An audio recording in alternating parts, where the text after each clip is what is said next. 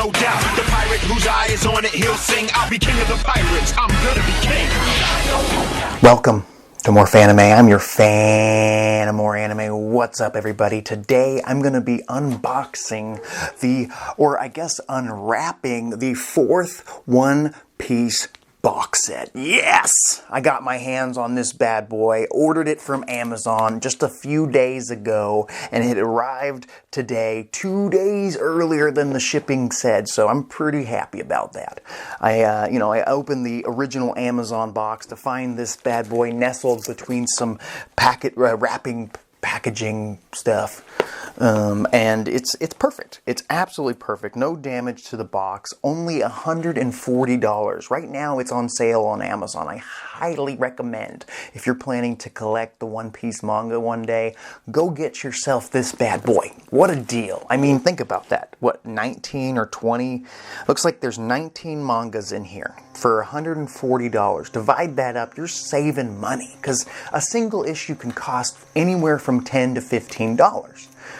And a lot of the issues, especially the older ones, are harder to find. And I can only imagine once box set number 5 comes out, how hard this one will be to find. Because, I mean, box set 3 has been very elusive, to say the least. My wife found box set 2 at the Barnes & Noble down the street, and we had to drive an hour and a half north to find the first box set. So I'm sure one day I'll run across it, either online or in store, and it'll be glorious, because it does withhold the glorious Marineford saga within it, and I see why it's so popular. But this here, box set 4, it holds 2 major arcs.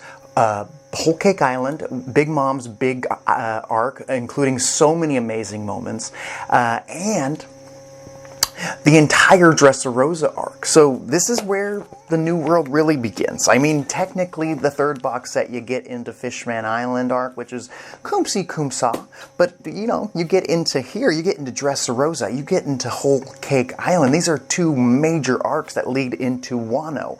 And then, additionally, the Reverie is fully covered in this.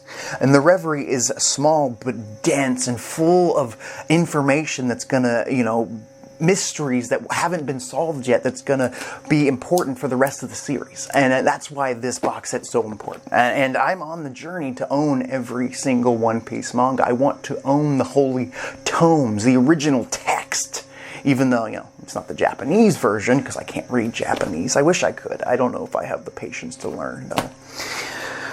Let's get into this. Let's open this box set. I got the old kitchen knife here to help out.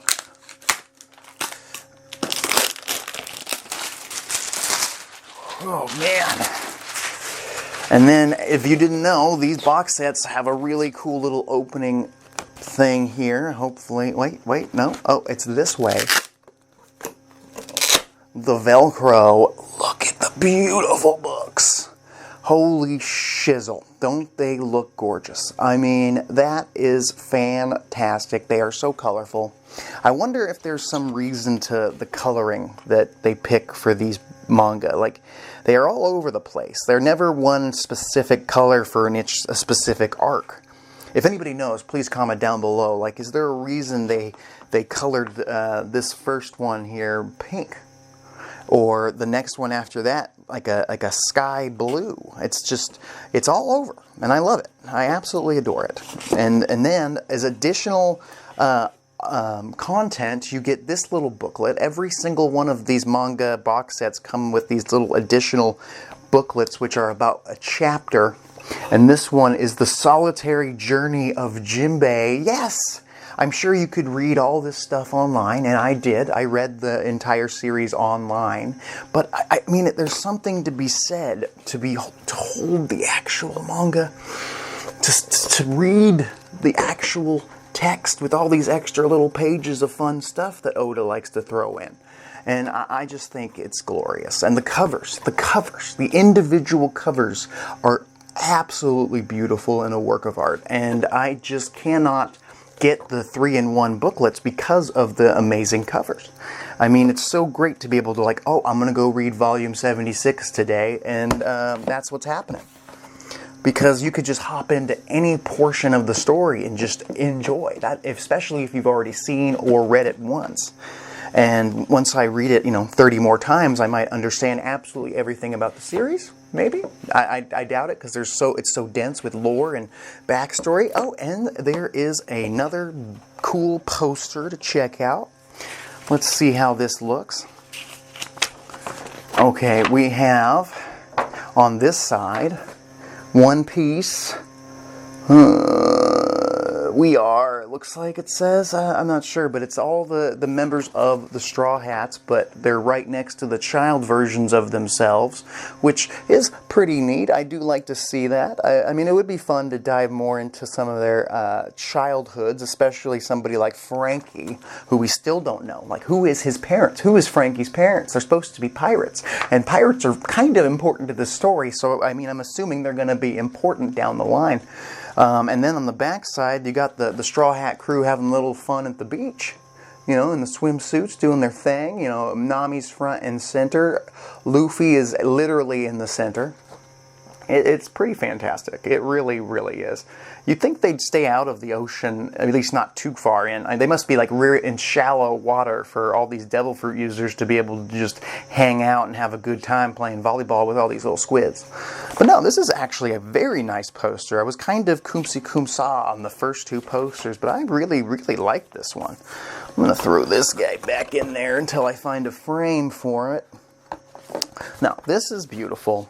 I love this series. I do. And I hope you guys do. If you're watching this video, I don't know why you wouldn't. I think owning the manga is more important to me than owning the figures.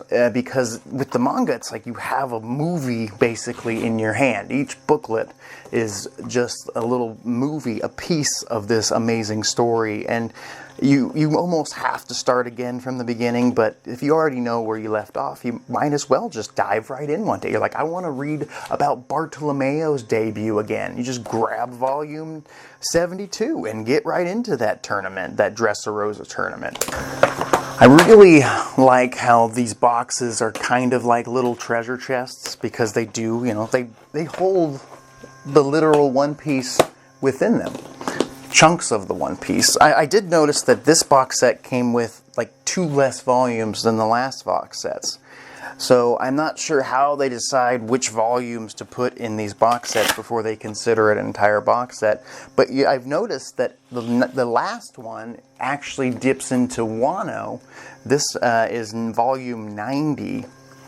And it looks like it actually does finish up the Reverie. And then it has like one chapter of the beginning of Wano, where you get to see Frankie and Usopp, doing their Wano secret jobs and whatnot, being a carpenter and, just being a really shitty salesman. Well, a really good one. He was selling that toad oil, if you remember correctly. I mean, you get a lot here. Think about it. You get Dressrosa, where you get to see Frankie versus Senior Pink, one of the best fights, at least for Frankie, the #1 fight for him. But honestly, one of my favorite top 10 fights in the series, for sure. Maybe I'm a little biased, because Frankie's one of my top guys at this point in my, head of favorite characters in this series. And then, Nico Robin gets to play a decent role, helping out Bartolomeo, helping out Rebecca. Rebecca's story is beautiful. I mean, it's not my favorite backstory, but she's actually a damn good princess character, and I hope we get to see her again. You get to see Usopp develop observation hockey for the first time. It was kind of disappointing that really didn't come into play. That I remember in Wano, him using his observation hockey. He needs another big boost. I feel like all the characters got a big boost in Wano, except for maybe him and Frankie. Frankie, he still relies so heavily on the General Frankie to do most of his fighting that I think he loses what makes Frankie special when he fights. When he fights with his weapons left and his strong right, that shit always got me excited. And I think that's why I like his fight with Senior Pink so much, because he had no access to the General Frankie. He had to throw some fisticuffs with the guy and have a man's man, hard-boiled fight. You also get to see Zoro cut Pika in half. I mean, it wasn't one of Zoro's best fights, mostly because of the opponent being just a giant rock monster, but it was cool just to see how powerful Zoro has really become since the time skip. You get to see Luffy and Law take on Doflamingo in a 2v1 fight, which is actually very good. I mean, Law loses his arm. Thank God he's got an OP Devil Fruit to reattach it. And then you get to see Luffy go into Gear 4 for the first time. And if Whole Cake Island's in this as well, you get to see all 3 versions of Gear 4. I believe Bounce Man, Tank Man, and Snake Man when he takes on Katakuri. Another one of the top 10 fights in the entire series. One of Luffy's best fights, if not his best fight against Katakuri. So good, especially in the anime. I mean, Katakuri is another character that we still want to know more about. I want to know where that dude's heading. I want to know what's going on with him. I should do a video just talking about Katakuri's future in this series, because I feel like Oda set him up to be a little sympathetic. They set up Katakuri to be a character to show up again. I wouldn't have been surprised if he had showed up in Wano and helped Luffy out in the crew there. What if he showed up and he was the man to take down King, or he was the man to team up with Luffy and Law and Kid to take on Kaido and Big Mom, and he was involved there heavily. I mean, I don't know if he'd turn on his mom, though. That's another question. Maybe if he thought that Kaido was just going to betray her in the end anyway. But I don't know if he'd turn on her. But now that she's possibly dead, he could go to the light side. He could lead the Big Mom pirates into the Promised Land. He could lead them towards the damn One Piece because of Pudding. There's a lot of future here for Katakuri if he gets to be the new leader of the Big Mom pirates. You know, another thing I forgot to mention? All of Zoe is in here. Raizo is alive. Raizo is okay. I mean, he is in here. That major moment that blew me away when the minks turned out that they had Raizo safe and sound the entire time, even though that Jack the Drought was in there completely massacring their entire families. I mean, wait, let's see here. We got the New World. Wano. This is interesting. I noticed that these say New World on them. Usually they say what arc they're doing. Like, they should say Dressrosa, not New World. Maybe it's the New World Saga. Is that the whole thing? Maybe the saga is what's on the back of the... If you look on the back of these, they have what they are. So this saga is called the New World Saga. So the entire Dressrosa through the Reverie is the New World Saga. Okay, I did not know that. See, you learn something new about this series every day.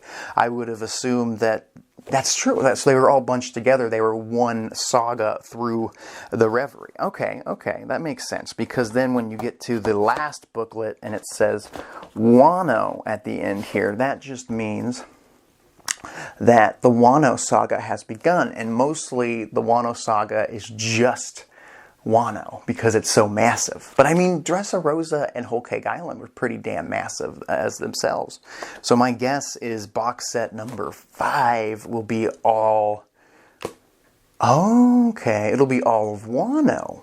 If that's the truth, it might be a little smaller. I don't know how many volumes Wano is. Comment down below, let me know. They might need to wait for like one more arc. Maybe there's like a post-Wano arc, and that's what we're in right now, where we're like learning what happened on the outside while Luffy and the crew have a little bit of fun on their way to their next island.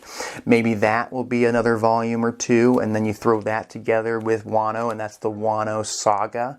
And then the Wano Saga is the next box set number 5, which I will be getting when it first comes out, because I know how quickly these bad boys go and how quickly they become secondhand sales, which cost way more than I want to spend.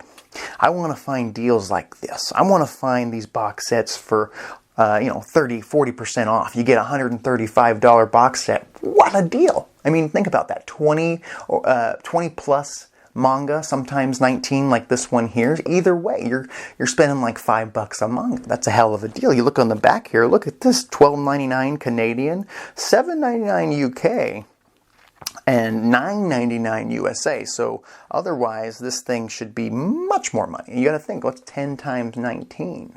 That'd be 190. So I saved some money there. At 10 times 19 is 190, and I spent 140, so I saved $50.